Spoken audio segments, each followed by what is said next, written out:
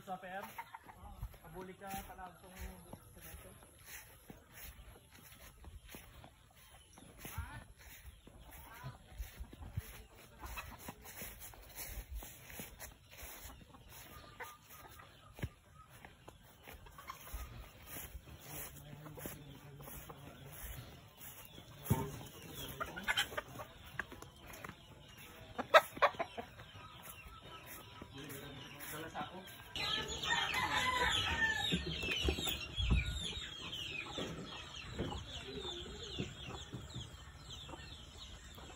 Hi guys, good morning.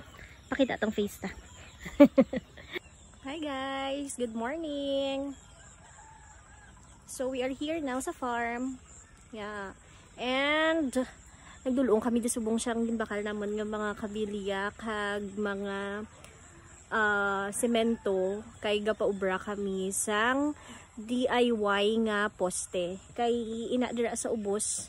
Kita din na dira sa ubos o padugangan namon sa mga poste kay plan namon nga ipa cyclone na tanan-tanan.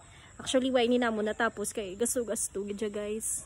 So medyo malapad abin siya nga area, so need mo gid sang enough man nga budget. So diri pa lang labot ang amon nga dira pa lang labot ang amon nga ano na cyclone, so kinanglan nga palabuton dito sa dalom para safe gid ang whole area. Okay, kay ini diri abi sa ubos cording area ni siya namon, so dapat nakakural gid or may ano gid siya, may basta safe siya bala. Dapat nakakudal gid siya, so para safe ang cording area. Okay, so that's it. So pakita ko sa inyo ang ginaubra, nga ano nga poste. Wait lang. So, amo ni siya guys, ang ginaubra namon nga DIY nga poste. So, may ano lang siya. May hurmahan lang siya. Hurmahan? Anong tawag sini hurmahan? Ato dito may nang pili. Nan, amo na siya iya nga kalapa dun. So, medyo okay naman ni siya. Inang matibay naman ni siya. Nan. Yes, tapos ari diri ang mga finished product. Di na finished product? Ha? Oh, sige, abante. Diri. Yeah.